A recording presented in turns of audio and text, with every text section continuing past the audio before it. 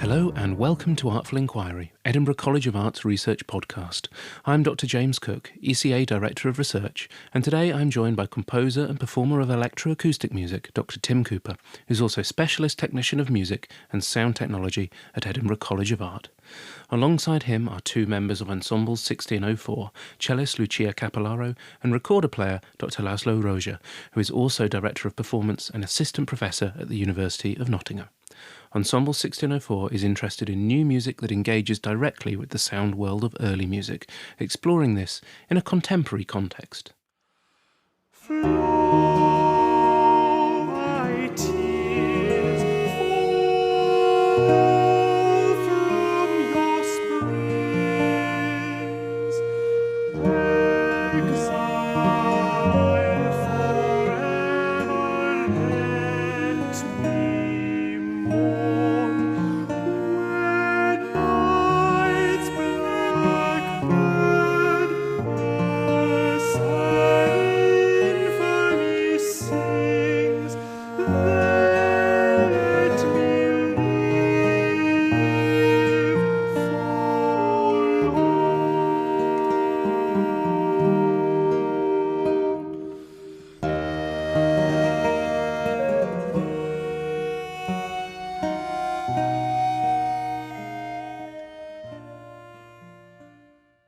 Great. Perhaps you could start by telling us what we've just listened to. So that was an excerpt of John Dowland's Flow My Tears in an arrangement by our group Ensemble 1604. We're a group that play mostly contemporary music on period instruments. Dowland was a composer living at the turn of the 17th century and most famous for his lute music and his songs, and for his kind of famously melancholic disposition. He kind of perhaps curated a kind of sense of his melancholy at a time where it was very fashionable to appear to be very morose or sad. Great. So yeah, I suppose why Dowland then? Who was Dowland, and why is he relevant to the project that you've been working on? So for me, I find John Dowland to be a really interesting character, and I was also really interested in his music, having played some of it, and being really, I guess in love with the kind of sound world of Dowland's music. So that was, I guess, the first entry point. And then as our project progressed, I got more intrigued by Dowland's life and the fact that there is actually, for composers from that period, quite a lot of documentary evidence about him. There's loads of letters, lots of pay slips and that kind of thing. So unusually there's quite a lot about Dowland. The cycle of works is called Shadows That in Darkness Dwell. We've performed it a couple of times at the Night With Festival and Edinburgh College of Art's public concert programme. And it also exists as an album on the TNW Music label. And so this cycle of music is about the life and music of John Dowland. And I guess the pieces progress in a sense, not in album order, but in a sense of how they were composed, from first being very much about Dowland's music and then gradually more and more being about aspects of his life and his kind of character. Our group, Ensemble 1604, I guess grew out of my PhD research in that I was kind of lucky that there were people who were interested in exploring John Dowland's life and music in a project about electroacoustic music, or a project where electroacoustic music is such a kind of big part of it. And I was really, I guess, lucky to have found my collaborators. We are a quintet. Unusually for a early music ensemble, one of our instruments is electronics, and that's my role in the quintet. And I work with Laszlo Rozsa on recorders, Rory McCleary, who is a countertenor vocalist, Alex McCartney, who is a theorbist and lutenist, and Lucia Capellaro, who plays low early strings, so baroque cello and viola da gamba. We're based in Scotland, and our work explores the music, science and philosophy of the Renaissance and Baroque period, all in dialogue with a more contemporary sound world. particularly in work that uses electroacoustic music as a kind of frame for that kind of dialogue to happen within. Thank you. And perhaps you could say a little bit more about your inspiration. So I first became interested in Dowland through learning the recorder as kind of very much a second study instrument. I was really, really interested in early music, and as a euphonium player, you don't tend to play that much early music, and if you do, it's an arrangement and you play it in maybe a more brass-centric way. And I guess the music that I was responding to really strongly was period music. I really liked the kind of contrapuntal nature of it, the kind of complexity, I guess all sorts of things that I now appreciate in contemporary music too.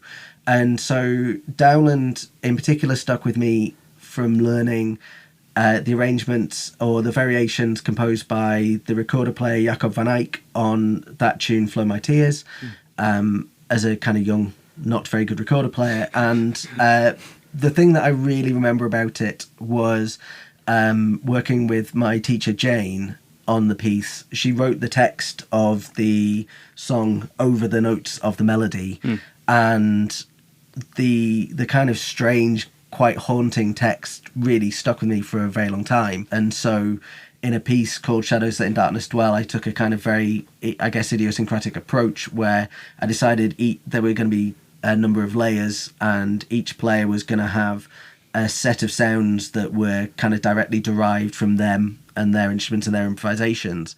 And those sounds would act as a kind of shadow, or if you've ever read Philip Pullman's books, his Dark Materials, would be almost like the other part of their soul. And in his book, he calls them demons, but they're like half of the soul of a person. And the idea was that these electroacoustic shadows would be almost that for the players. And so the whole piece becomes about a kind of interrelationships between live ensemble, their shadows, and the kind of navigation of exploring one another's shadows kind of as a collective.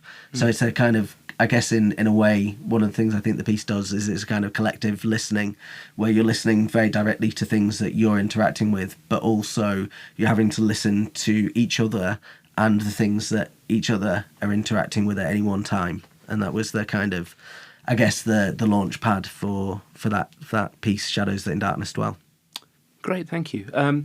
So I suppose you described your sort of ensemble then as a contemporary ensemble that is working with period sort of materials, which I suppose might seem quite unusual. Do you think then that there is, I suppose, maybe more of a relationship between the sort of the very early and the very new than others might have thought? And I suppose that question to all of you. I think there can be just as much of a relationship, and actually the fact that those things to a classical music audience feel quite separate makes it easier to combine than if you were trying to combine something like symphonic repertoire and electronics. I think that would be a bit more of a clash in people's heads. But certainly, I think the reason a lot of us got into early music is we like the freedom, we like the fact that there's space within it. And this kind of collaboration is to do with workshopping and exploring ideas together. So not everything is prescribed in the way that it would be with later classical music. And so I think that joy of working together, filling in the gaps together, and kind of finding our place as a unit is why it works so well. Mm. Yeah, and I think it's also very nice to get that sense of lineage between having something old that can work really nicely in a new context, essentially putting a new layer on top of it, but still connecting to a past and seeing what might feel familiar and is close to a listener in some ways, but then it's recontextualized, and it's just a very interesting way of combining. Yet in some ways maybe tradition history, but then taking the new spin on it and continuing and creating new out of the old in a way, which I think also can bring audiences back to the past, and can create new audiences for the contemporary in that sense. Yeah, and I suppose it's one of those things that I think even going back to the early music, sort of the very early music revival, it was, I think, often the same audience, whether people coming to the new music as were coming to the early music revival. So I think maybe we are sort of the same group, actually. I mean that's with the recorder. I mean, I as a recorder player always loved that duality. That actually, I never really saw myself siloed into the early music world in that sense, and I found that as you said also in the revival, and let's call it the revival times, it was always very important that it's not something that it's an antiquated instrument, but immediately there is something new created for it, and it's a living thing, rather than putting it into a museum. And this feels in some ways a very similar approach to it, that rather than trying to attempt to recreate something which we probably can't do anyway, but keeps it part of a living tradition, and at the same time it simply creates new music as well. Yeah. So I think that's a really beautiful synergy and mixture between these lines. I suppose one of the things that draws them together as well is when you look into early music or the historically informed performance practice movement, a lot of it is looking into innovations that happened in those times. So we're always finding what developed, what changed, and doing new music with electronics is a modern kind of innovation. So they paired very nicely as well. And perhaps just one last thing to it is it's really that mentality. I think that's interesting about it. That the idea that the search, the fact that not really accepting that there is a tradition that we would want to follow, but there is always new material, something to discover, something to research, something to uncover, and that leading to creating a new sound world, finding a new way of playing things. And I think that ties very nicely to how we workshopped ideas as well in the ensemble. That essentially, that sort of mentality of a very creative mentality, I think. There's a few things to pick up from there, I suppose. I think I'll start maybe with that question of research, which you brought up, and obviously Tim, you're I suppose a researcher as well as a composer, or a sort of composer as researcher as composer. I'm not quite sure how you would label yourself within that. But I was wondering kind of what you saw as the main sort of, I suppose, research issue that your work addresses, your compositions address. So I guess as a researcher, I start from the point of view that the music is the research, and that the things that I might write about it or say about it are a kind of contextualization of that research.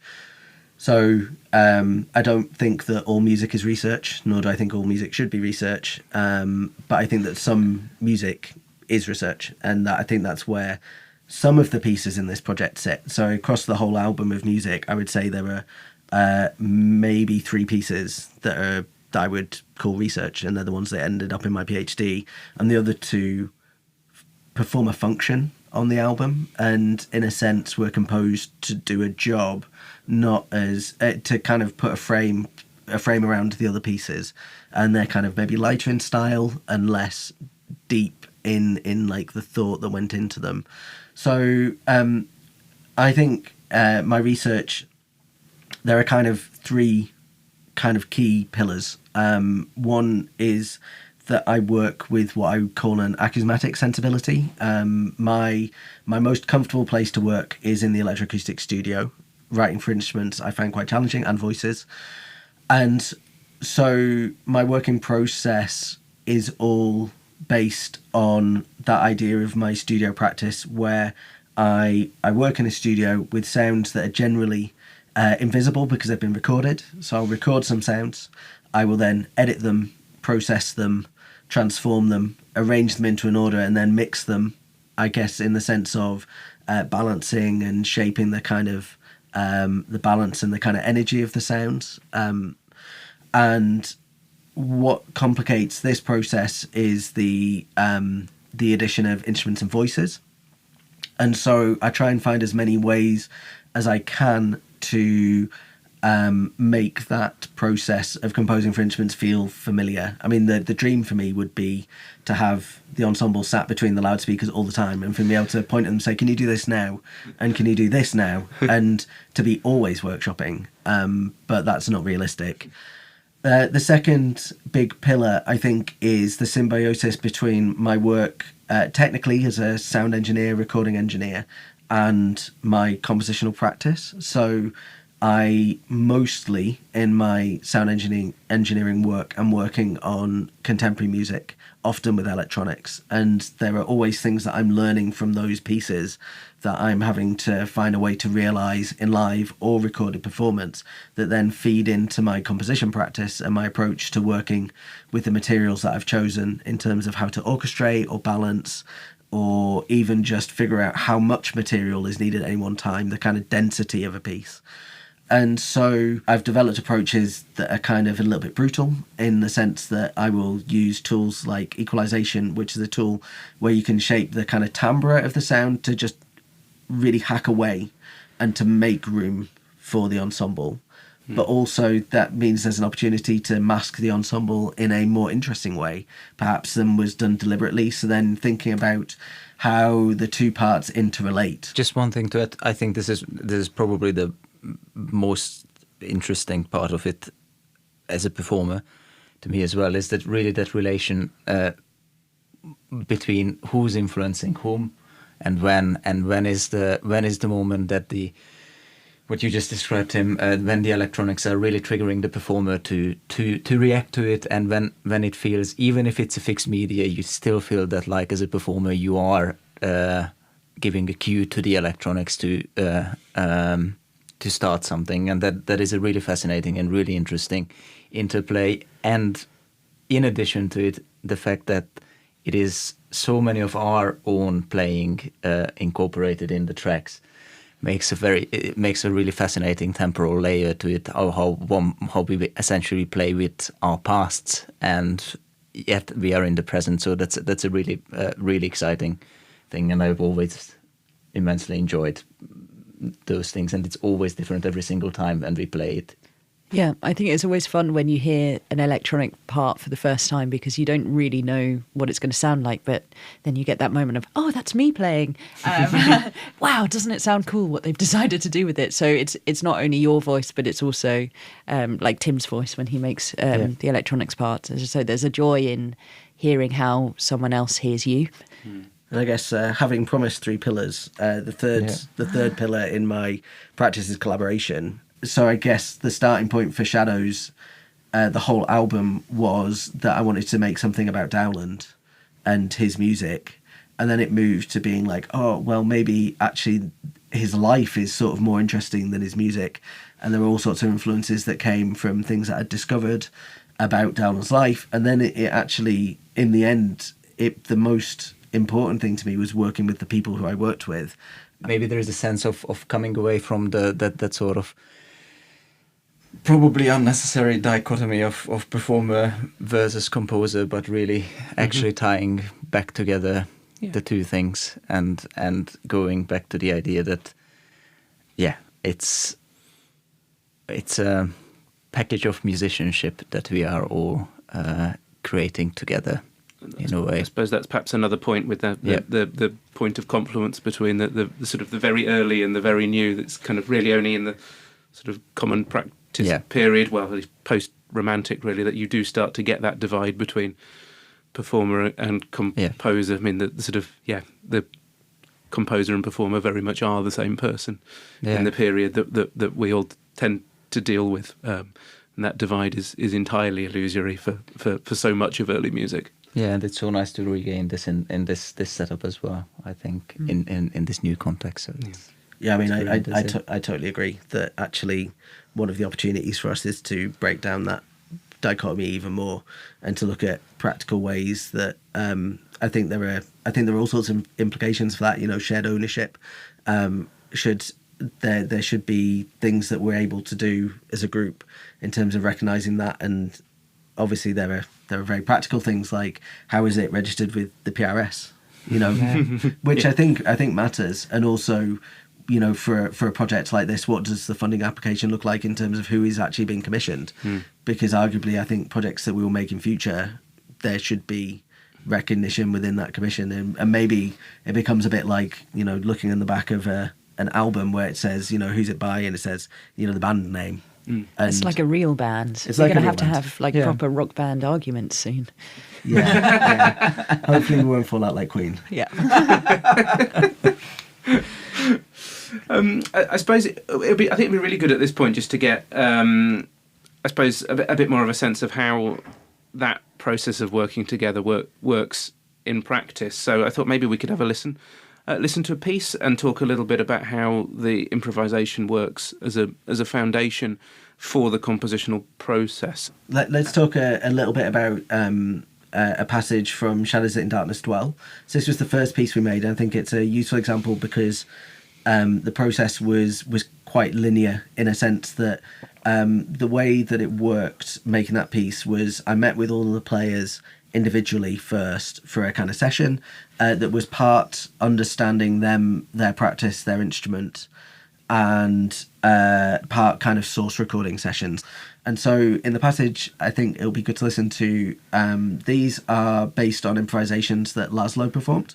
And so I gave Laszlo a kind of page of stuff and asked him to play it as written, then to ornament it as though he was ornamenting Dowland, and then to ornament it as though he's ornamenting Dowland, but perhaps a little untastefully, perhaps doing a little bit too much, and then to do a version where he kind of went really over the top. And so this passage is a kind of extended recorder and cello and electronics trio, I suppose, where you hear Laszlo's improvisations that were then renotated, so they became his part. So something that started off as quite a simple notated bit of music that then Laszlo improvised upon became his musical material.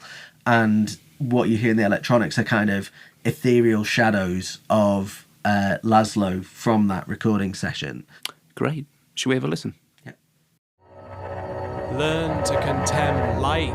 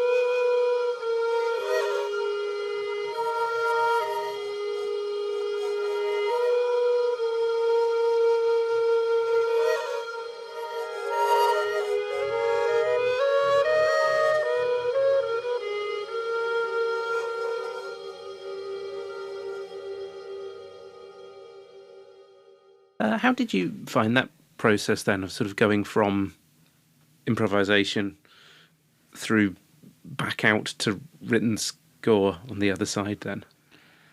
It was really interesting to hear the part that came out of the materials that we recorded, and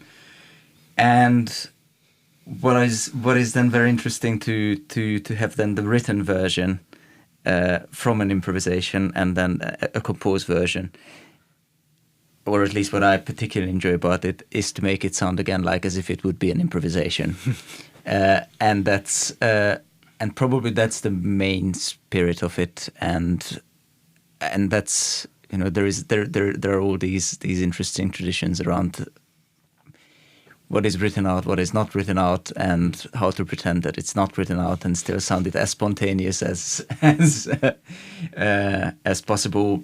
So yeah, I always very much enjoy that playfulness around it, and it still feels like that there is a melt of Tim and me in it. That like he wrote something what I played, and then I make it my own again. But it's essentially a jointness in the end.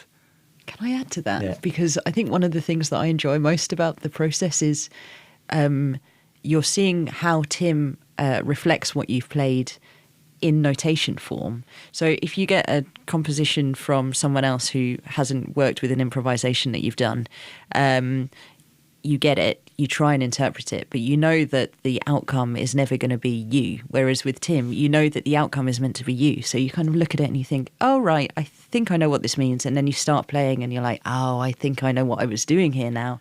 And you get that sense of physicality. It's kind of matching his visual language with your body language. So it's a full circle of finding the rubato or the expression within the notation that is your own. And maybe that's another important thing to say, that I think what Tim is very good at is that he's very, very sensitively picking up players' characteristics, players' ways of sensitivities towards timing and timbres, and then how he then translates that into written material feels always very natural to then play and come to it, and that's always incredibly organic when one plays it. Some of that ends up need to be negotiated. So there's a passage in the piece I guess we'll get onto next called Labyrinth, where there was some quotations from a Dowland song, and we had to renotate them into the right time signature, because you're like, actually that's not how I need to feel this. This is actually in 3, not in 4.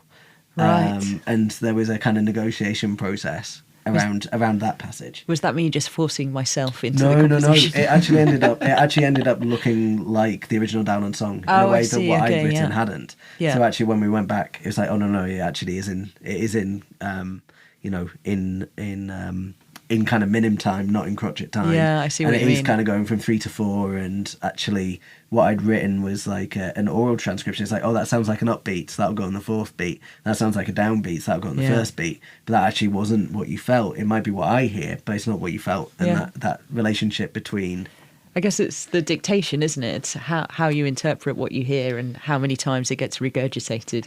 But this is where the third layer comes in. Whenever you start to play with Dowland himself, then that's a whole other way of negotiating an element of things. But in terms of what we play, I think it's still valid to think of it that you cater it very much, very sensitively to us.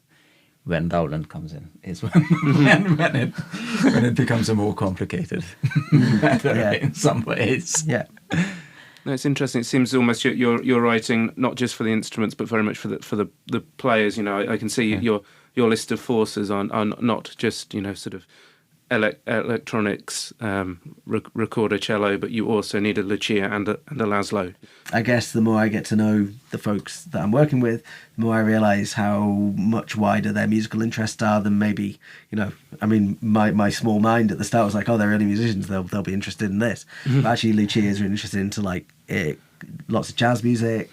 Alex, the theorbo player, similarly interested in kind of really interesting jazz music, and everyone will have their own interests that aren't that, and I feel like we find some ways to tap into that through the kind of more extended sound worlds that we explore.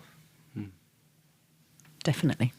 Yeah, I think that's why we enjoy so much doing this group, playing this group, because it has that sort of the collaborative nature of it, and the freedom that there's so much scope to brainstorm ideas, and I don't think that we see it as a very fixed identity that this is it, but there is scope to grow in all sorts of different directions based on all these interests and individual agencies of who wants to take it in which direction. And so I think there is it's a really rewardingly creative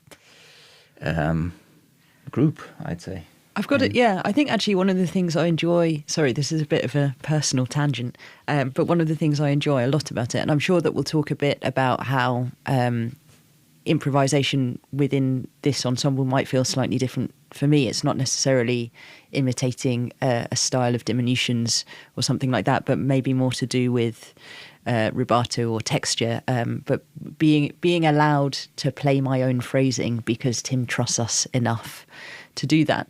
But actually, I was thinking about this in the last concert that we did. It was very liberating to realise that, oh, I think I'm going to do this now, or if this comes out a certain way, if it was in another context, that would be wrong. But in this context, it's fine because it's our music. It's our choice how we play it. It's that human element of we're important as humans. So if I decide to play this a bit louder or a bit later or with a slightly different articulation, actually that is my offering. It's not a mistake. It's part of the human element that makes it exciting. Yeah, and the playfulness, experimentation, and the surprise, the moment where that it leads, and that brings a new idea, and I think that's a really great process for creating something. Yeah, I suppose maybe that does then bring us on to the relationship that I suppose you all have with historical music.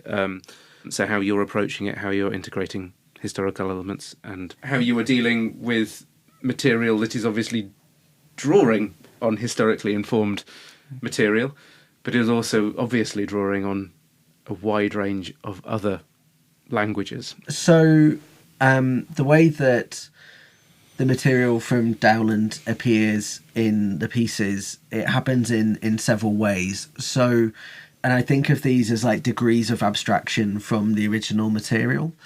So the most explicit way that Dowland's material appears is through quotation, and there are actual quotes. And then there's the most abstract material, which is stuff where I've kind of filtered Dowland. So there might be elements of harmonic or melodic material from Dowland, but they've been stretched beyond the point where if you heard them in isolation, you would recognise them.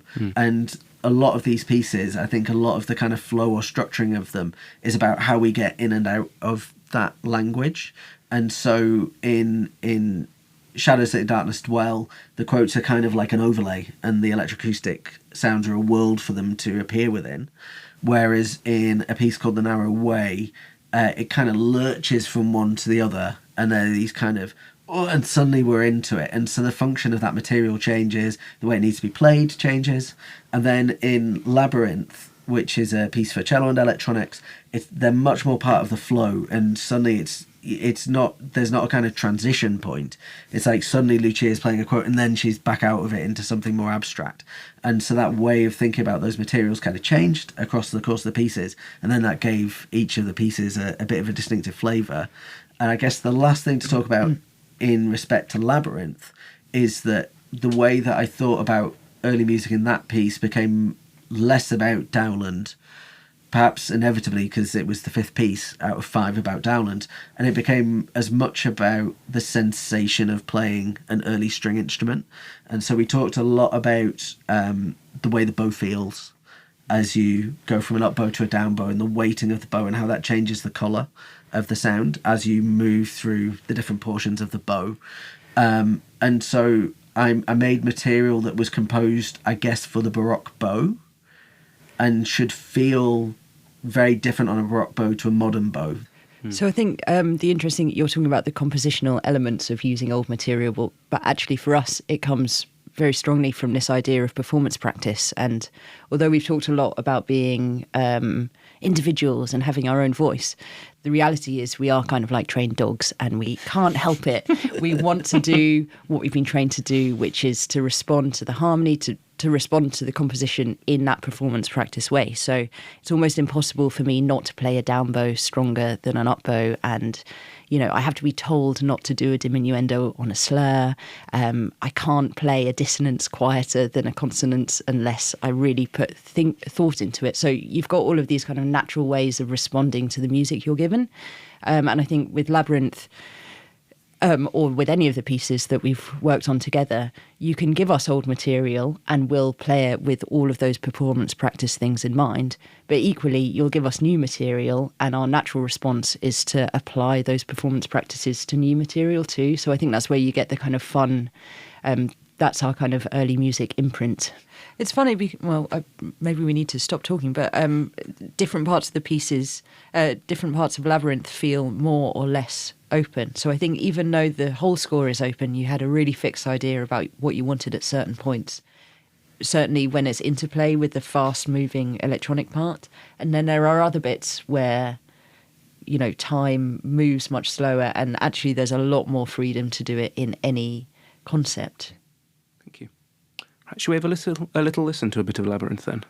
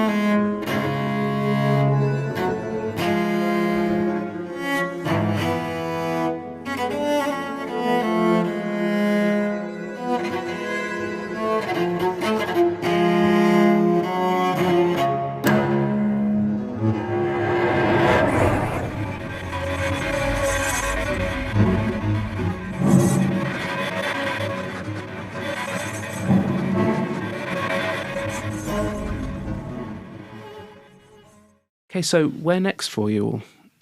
So the project that I'm currently trying to find ways, I guess funding, if we're being realistic, to do is called Micrographia, which is the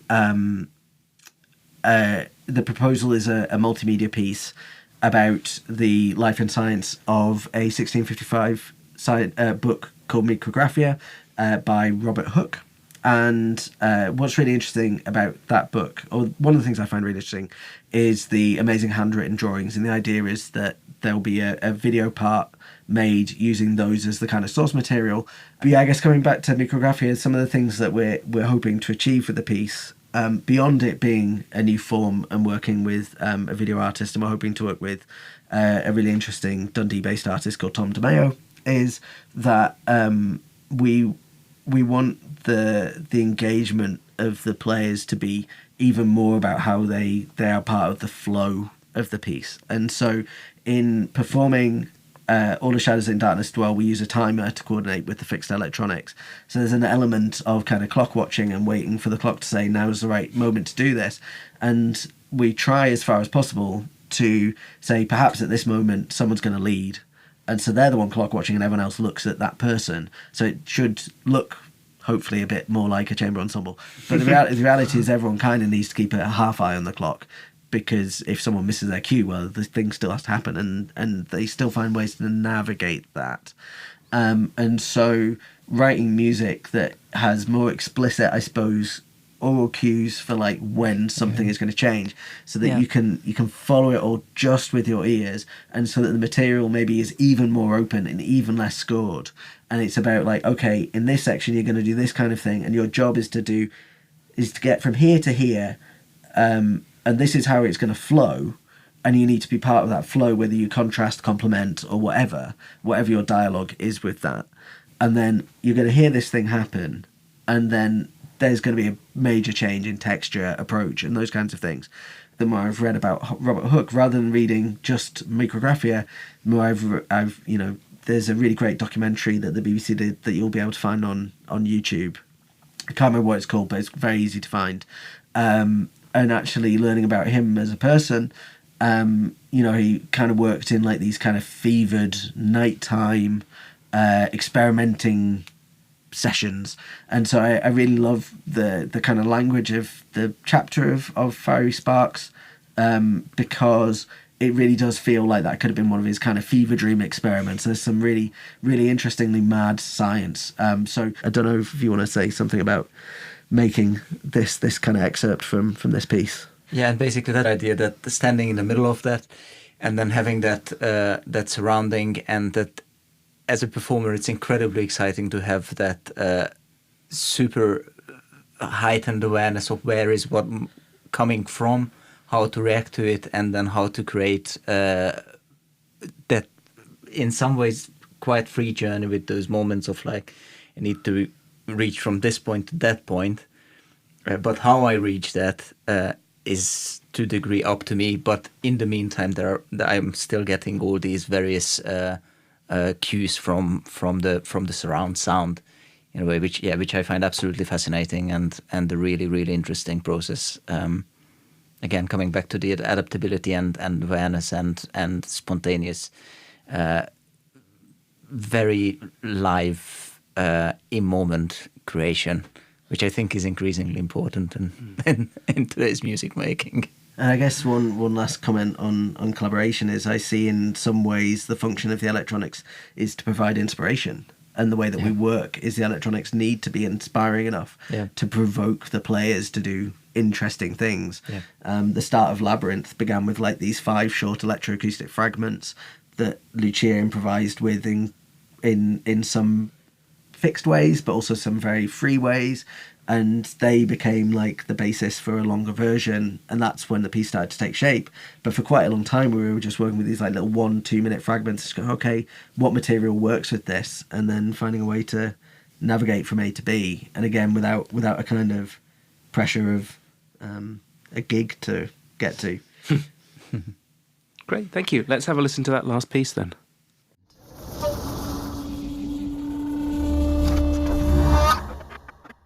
By striking with a flint against a steel.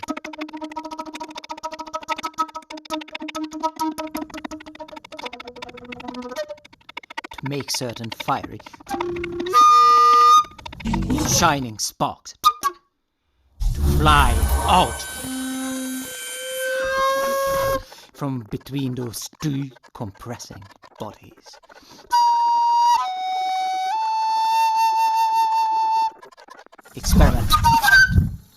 Experiment by striking with a flint. I had a great desire to be satisfied.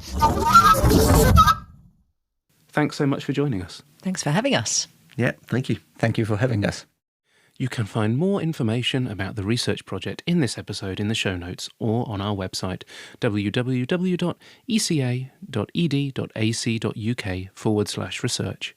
If you've enjoyed this episode of Artful Inquiry, please hit the subscribe button now to be notified of new episodes, and of course do share the podcast with people you think would enjoy it.